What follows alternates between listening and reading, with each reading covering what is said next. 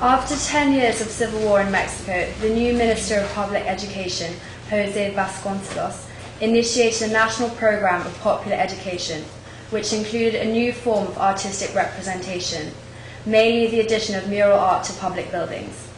He was determined, through the comprehensive cultural reform movement, to reclaim independent Mexican national culture. The educational use of wall painting was instrumental to this new policy, by means of demonstrating a break with the past, although not with tradition.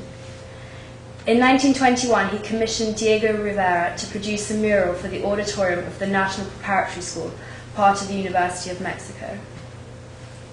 Just before Rivera began work on his first mural, he and other artists traveled to the Yucatan region in Mexico to study the Mayan archaeological ruins of Uxmal and Chichen Itza. He developed his design in preparatory drawings in charcoal and red chalk, a technique reminiscent of the Italian Renaissance artists. After his preliminary work, he spent a year creating a mural on a surface of almost 1,000 square feet. Creation was Diego Rivera's first mural, which he painted in 1922-23, and is a fresco and encaustic with gold leaf. In the artist's own words, the mural portrays the origins of the sciences and the arts, a kind of condensed version of human history. The work is a complex allegorical composition, combining Mexican, Judeo-Christian, and Hellenic motifs. The scene depicted seems to reflect Vasconcelos' ideology: racial fusion represented by the mestizo couple, education through art, the striving for virtues, and the wise use of science in order to control nature and to lead man to absolute truth. This mural is interesting from various points of view. Professionally, it marks Rivera's first public work in Mexico. Stylistically, it represents Rivera's initial shift from a purely European aesthetic towards a more Mexican one.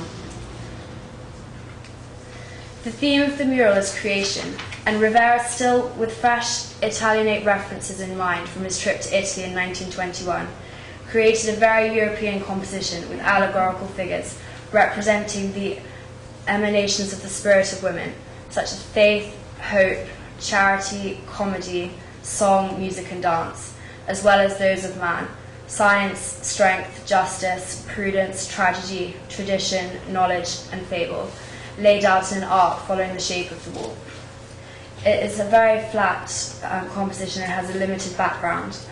And although the monumental 12 feet high elongated figures are extremely Byzantine in design, as is Rivera's use of gold leaf throughout the composition, the physical attributes of the figures are unmistakably Mexican, as is the jungle painted in the niche below.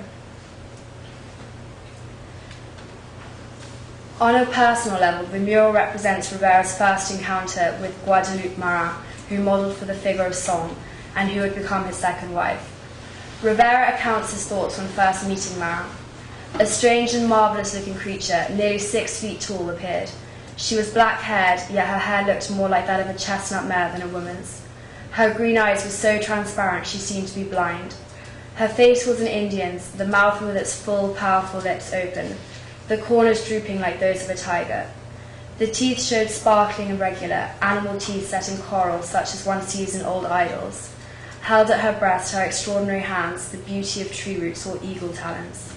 Her animalistic features, as described by Rivera, were highlighted by Edward Weston in a series of famous photographs from 1924. To conclude, creation is often seen as the prelude and touchstone for Mexican muralism, yet it also shows a strong influence of Western art. The mural was unfortunately dismantled a decade later under the nationalist government of Plutarco Elias Calles, and is now situated in Museo de San Ildefonso in Mexico City. Interestingly, Article 3 of the Mexican Constitution of 1917 called for secular education in schools and prohibited the church from engaging in primary education. However, these provisions were not rigorously enforced by the Mexican government until Calles came into power in 1926. Therefore, Rivera would not have been able to produce a mural with this subject matter of creation not much longer after he did, because secular education focuses on stories of evolution as opposed to creation. Thank you very much.